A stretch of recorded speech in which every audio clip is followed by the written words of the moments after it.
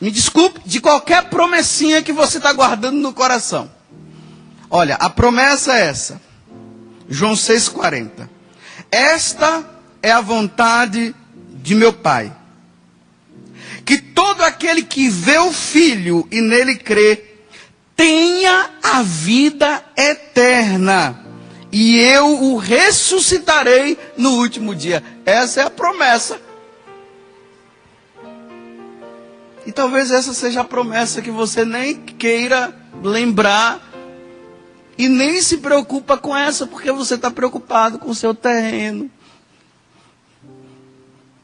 com muito dinheiro no bolso, com saúde. Vou pegar outro versículo. João 8, versículo 51. Ele fala de novo.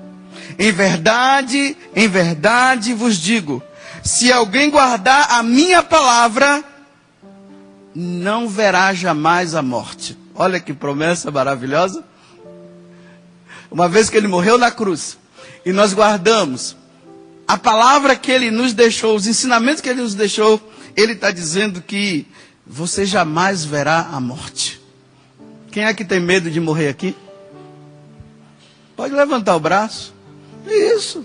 Jesus está prometendo para você. Viu, Santa Angélica?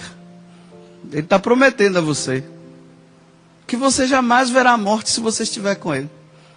Olha, ele não está prometendo um terreninho para você não. Ele pode dar. Fique tranquilo que ele é o Senhor. Ele é o dono de todos os terrenos da face da terra. Da sua casa. Pode ficar tranquilo. Antes mesmo ele disse de você pedir. Ele já te dá. Olha só, antes mesmo de você pedir, ele já dá. Ele já sabe o que você tem no coração. Mas a vida eterna depende de você, de uma resposta sua. Não depende dele, depende de uma resposta sua. Porque a vida eterna ele já nos deu. O outro versículo, João 11, 25. A ressurreição de Lázaro, ele diz para Marta: eu sou a ressurreição e a vida. Aquele que crê em mim, ainda que esteja morto, olha, aquele que crê em mim, ainda que esteja morto, viverá. Você quer uma promessa melhor do que essa?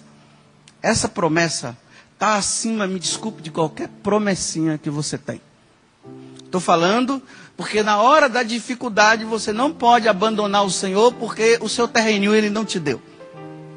Só que ele já te deu um terreno lá, muito melhor.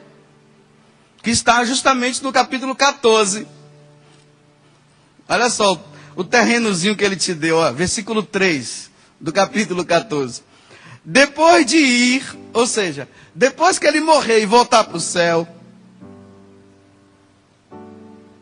ele diz: e vos preparar um lugar, voltarei do céu,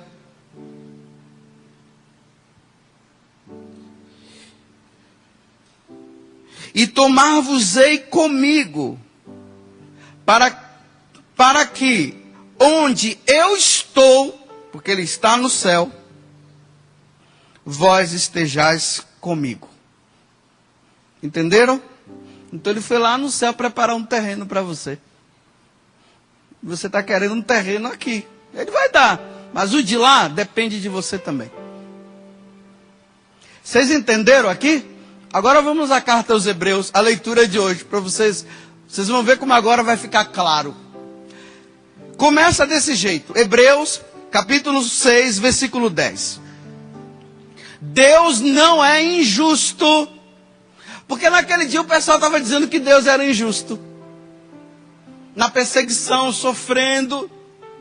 As coisas não estavam se realizando conforme eles queriam. Aí eles começaram a dizer que Deus é injusto. É igual a gente, né? Deus é injusto. Só faz para os outros, para mim não faz nada.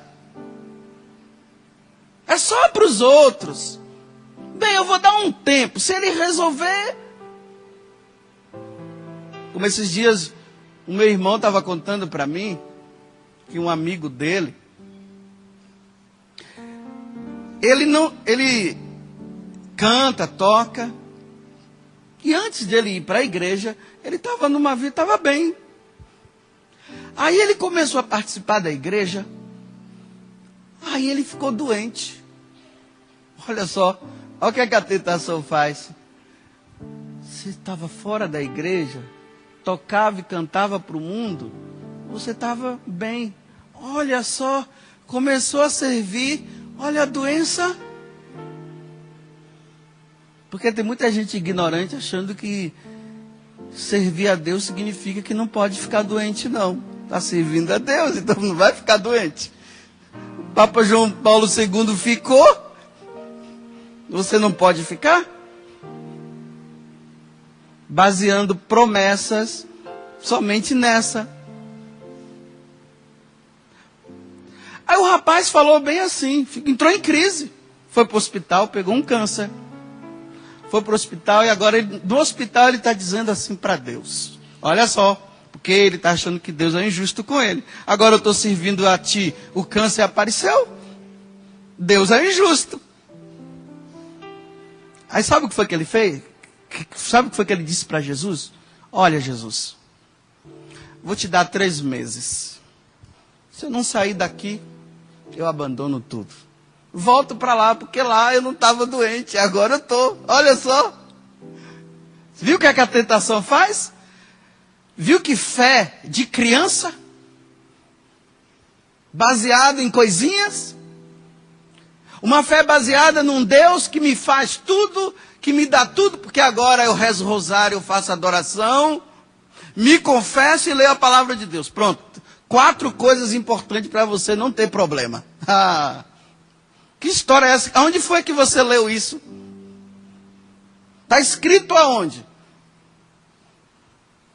Quem disse que um seguidor de Jesus não vai passar por problema? Aí a tentação pega, e aí que a tentação está pegando, e muitos estão abandonando a fé. Isso é apostasia.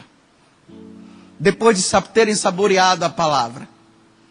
A continuação, olha, Deus não é injusto para esquecer aquilo que estás fazendo e a caridade que demonstrastes em seu nome, tá vendo?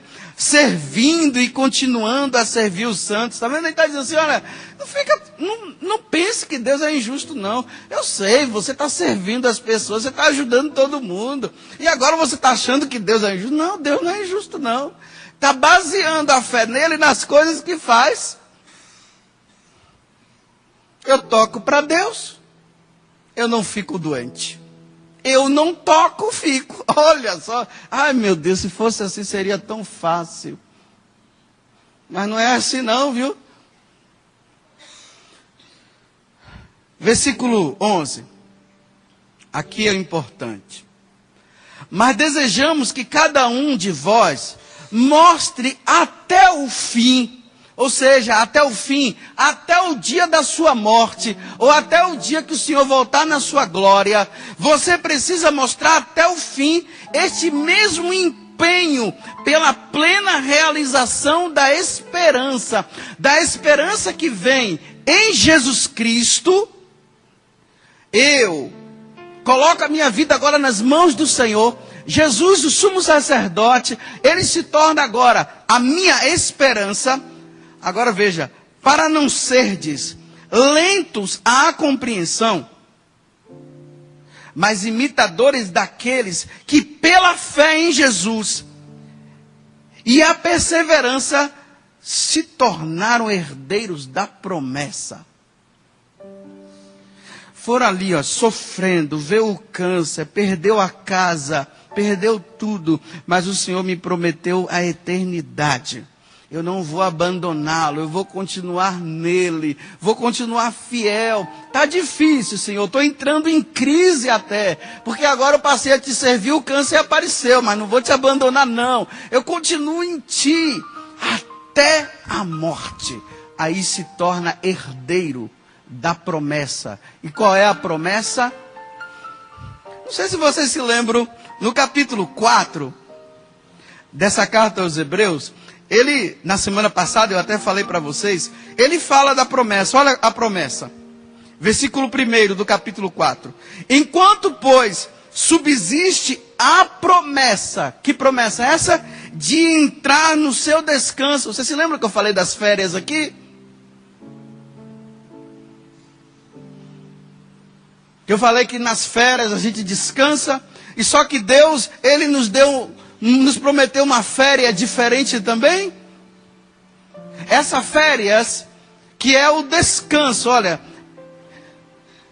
Enquanto, pois, subsiste a promessa de entrar no seu descanso, tenhamos cuidado em que ninguém de nós corra o risco de ser excluído dessa promessa. Essa é a promessa. A promessa de um descanso com Deus. A promessa da eternidade, de estar com Ele. Essa é a promessa. Eu repito, quero perguntar de novo para você.